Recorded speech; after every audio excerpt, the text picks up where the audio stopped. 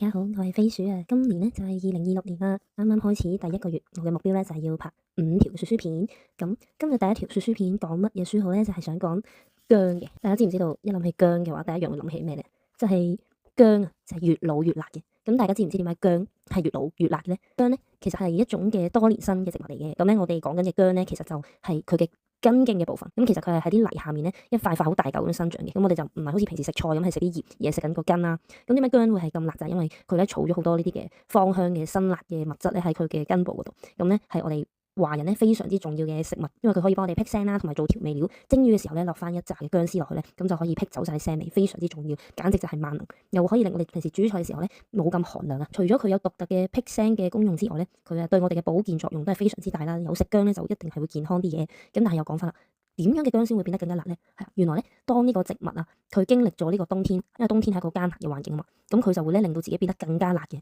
因為佢儲好多養分喺自己身體入面，等佢可以度過呢一個冬天。咁所以咧，冬天之後嘅薑咧就係特別辣，所以我哋又會叫佢做老薑。咁咧講起呢一個薑，背後都係有一個好神奇嘅古代故事咧，就係原來喺以前啊係一種好珍貴嘅食材嚟。咁當時咧，夏朝嘅末代皇帝啊，為咗滿足佢嘅女人寵妃嘅愛好咧，就逼令佢嘅下屬攀山越嶺咧，跨過呢個滿布毒蛇猛獸嘅地帶咧，將呢一個薑咧帶翻去中原嘅地方，俾佢嘅女人去享用嘅。咁咧成個過程咧都相當之勞民傷財。但係如果冇佢咁樣咧，為咗佢心愛嘅女人咧而糟質咁多人嘅話咧，我哋咧而家就冇得可以食薑噶啦。薑越老咧就越辣啦。講佢個辣味之外咧，亦都引申為咧薑咧係指有膽識、有行動力嘅。所以我哋就會話咧你好夠薑，就係代表一個人咧好有勇氣啊，或者好有行動力嘅。咁如果一個人喺社會上面哇好有經驗喎，一句説話就好似讀咗1年書咁犀利咧，咁呢一種人就會俾人叫做老薑。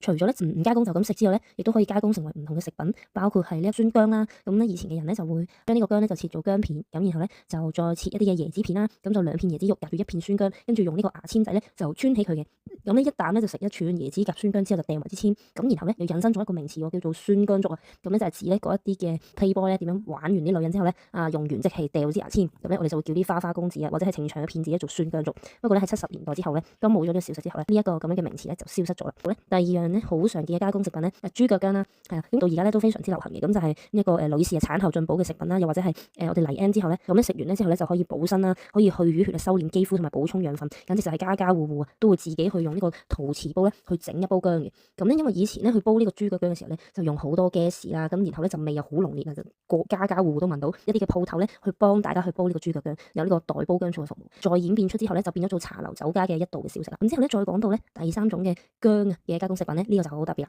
我知道咧有一部分嘅女士咧就係姜濤嘅 fans，就叫自己做姜糖。咁原來咧以前喺約莫係20-30年代嘅香港咧，姜糖咧係一個好重要嘅產品嚟嘅。咁佢做法咧就係將呢個半成熟嘅薑塊咧就洗淨去皮，切成薄片，煮熟，再拎一拎水，然後加入糖漿攪勻，擺喺竹器入面咧就曬乾，咁等佢變到淺紅色嘅時候咧就入樽啦，裝起咧就可以攞嚟送酒或者送茶。咁呢一種嘅糖薑咧，其實就非常之流行嘅，唔知係喺香港啊，亦都可以送到去歐洲人啦嘅屋企啦，或者英國、荷蘭嘅富裕階層，因為咧佢可以幫到佢哋咧去除呢個英倫海峽兩岸冬季嘅霧氣，令到佢哋非常之提神醒腦，變成一種好重要嘅出口嘅產品。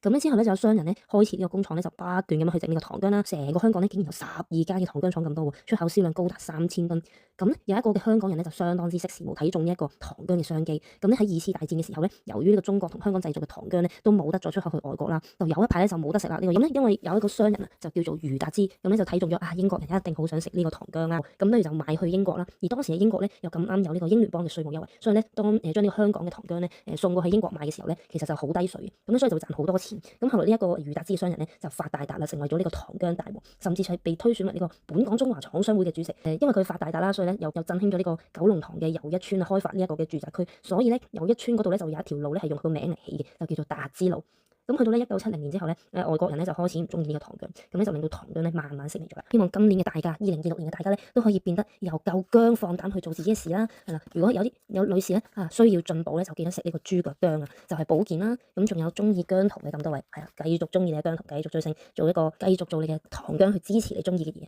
然後咧都祝大家好似余達之一樣啦，可以睇準時機，發現一個神奇嘅商機，將啲好事咧發揚光大，然後咧就發大達，好好咁樣建設咧呢一個嘅社區嘅。咁今日咧嘅說書嘅環節就講到呢度。咁今日呢個有關薑嘅內容咧，其實係出自呢個蔬果花木十趣，由呢個姚九才先生咧寫作嘅書本嚟嘅。咁都好歡迎咧大家咧去圖書館借呢一本書啦，又或者係買呢一本書嘅。多謝大家。